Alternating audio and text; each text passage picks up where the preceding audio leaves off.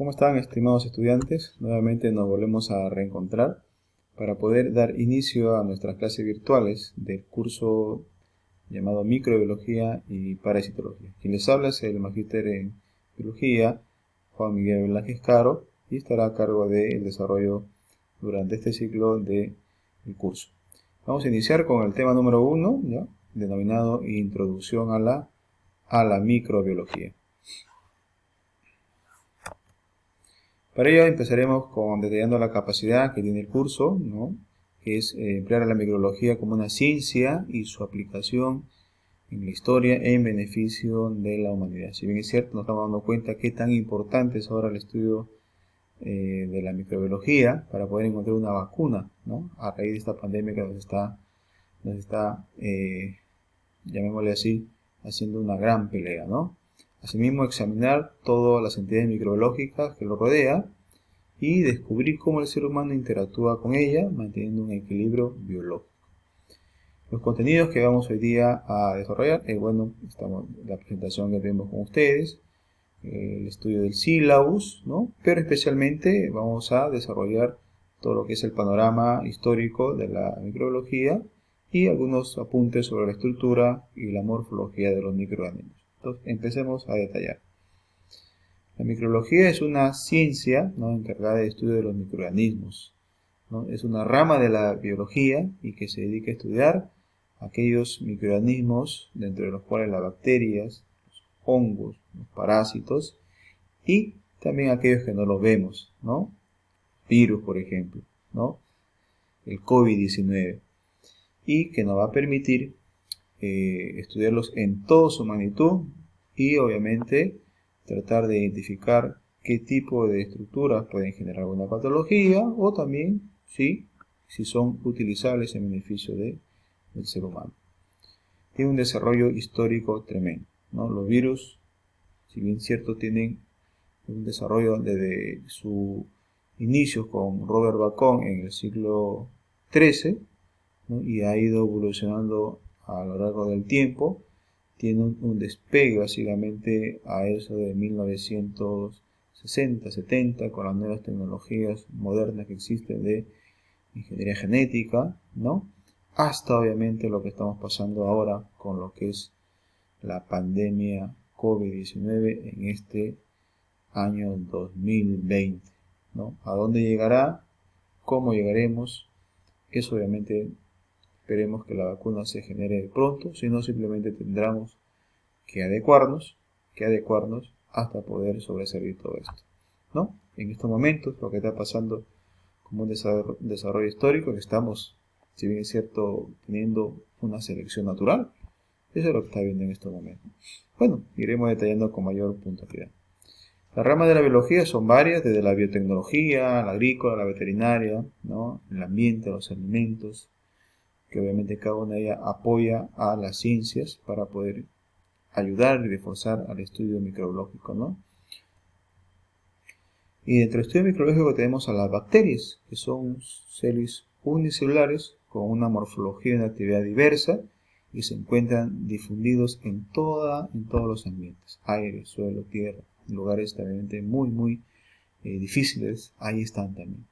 Y obviamente su naturaleza celular es una naturaleza procariota, ¿no? Por ejemplo.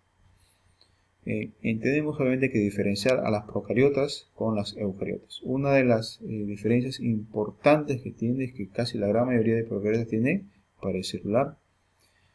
En cambio las eucariotas a nivel de animales no tienen. Secas, vegetales que sí la tienen, pero la diferencia con las procariotas a nivel de pared es que la constitución química de las células vegetales es muy distinta a la constitución química de las células vegetales a nivel de pared.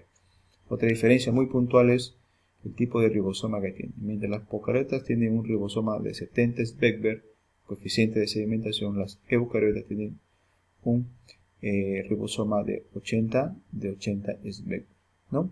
Asimismo, no presentan una membrana nuclear, y en cambio las eucariotas sí presentan una membrana nuclear. Tiene una taxonomía muy importante. La taxonomía bacteriana va a estudiarse desde el punto de vista de la nomenclatura, cómo se identifica y también cómo lo clasificamos en función de una serie de estructuras, ¿no? Importante que están a nivel de su morfología o a nivel de su pared celular.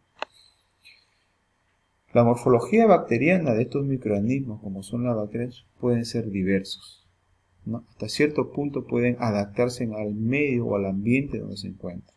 Pueden estar de unos simples cocos, como los estafilococos, bacilos, ¿no? Bacilo de Koch. Puede adaptarse a unos diplococcus, streptococcus, estafilococcus. La morfología y la disposición dentro del plano que existe va a ser distinta, ya llámese por diferencias en su reproducción, por planos obviamente de división celular, que va a permitir que ellas obviamente se distribuyan de una morfología distinta. La estructura bacteriana es diversa, ¿no? Hasta cierto punto, si bien es cierto, es una célula simple, pero su estructura interna es diversa, compleja, muta, cambia de rostro a cada rato. Entonces, hay una estructura bacteriana que tiene inclusiones de membranas celulares por fuera, otras no la tienen. Tiene obviamente un citoplasma que no presenta organelos. Quizá la simpleza por ahí. Pero los que presenta son complicados. Obviamente, hasta cierto punto necesitan un estudio muy pormenorizado. El citoplasma tiene un citoplasma bacteriano, como voy a repetir, solamente con algunos órganos, ¿no? Dentro de su matriz, llámese ribosomas, inclusiones y una capa interna o membrana plasmática, ¿no? Tiene una envuelta bacteriana que es importante para las células para poder diferenciarla en gram positivas y en gram negativas a través de una reacción diferencial como es la tinción gram. Y podemos a partir de ahí nosotros clasificar, ¿no? a las bacterias por la reacción tintorial que tienen, ¿no? Ya veces bacilos gram positivos, gram negativos, coco gram negativos o coco gram positivos.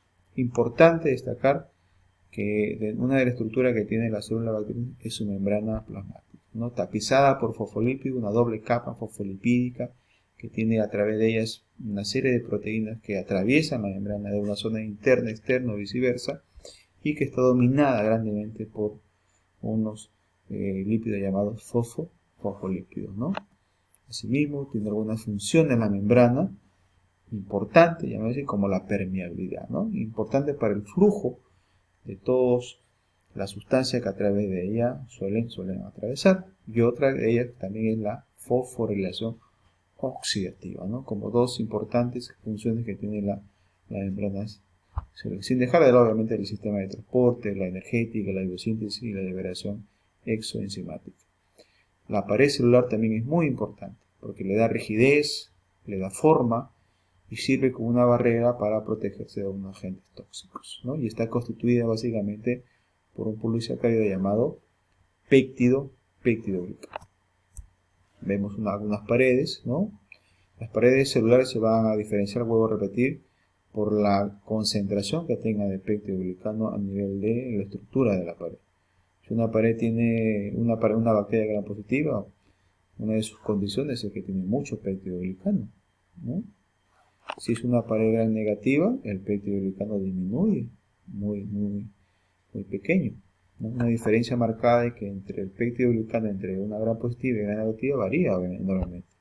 Una gram positiva puede tener entre 70, 80, 90% de péptido glicano. En cambio, una gram negativa es reducido entre 5 y 15% de péptido glicano. Entonces ahí vemos el marcaje que puede haber péptido glicano enormemente y péptido glicano muy pequeño, ¿no? Una menor concentración.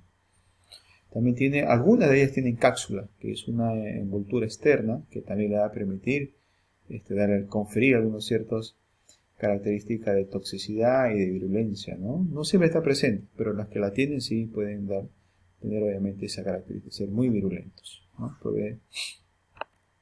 Tiene algunos apéndices, la gran mayoría tiene apéndices, tiene flagelos, que le permiten moverse a través de los sistemas que pueden atravesar, ¿no? Entonces, es muy común que tengan flagelos, algunas modificaciones que tengan piles sexuales o fimbres comunes de adherencia o también intercambio genético. Y, obviamente, dentro de estas nociones que les acabo de dar, podemos llegar a unas ciertas conclusiones, ¿no? que la historia de la microbiología está ligada sobre la base de los descubrimientos que se han dado y también de las tecnologías que se puedan tener, ¿no? La evolución de los microorganismos depende grandemente de factores que se relacionan entre sí, ya sean los factores ambientales y los factores intrínsecos o a la interna de cada célula bacteriana. Las bacterias se clasifican según su reacción territorial en dos grandes grupos, gram positivas y gram negativas. Los microorganismos presentan una pared riquísima, en alguna de ellas ya hemos dicho gram positiva de peptidoglucano, ¿no? Y no presentan organelos citoplasmáticos a excepción de algunos ribosomas que le dan esa carácter diferencia. Les dejo estas nociones para que ustedes vayan analizándolas y ya nosotros en clase con mayor detenimiento vamos a puntualizar y detallar. Muchísimas gracias.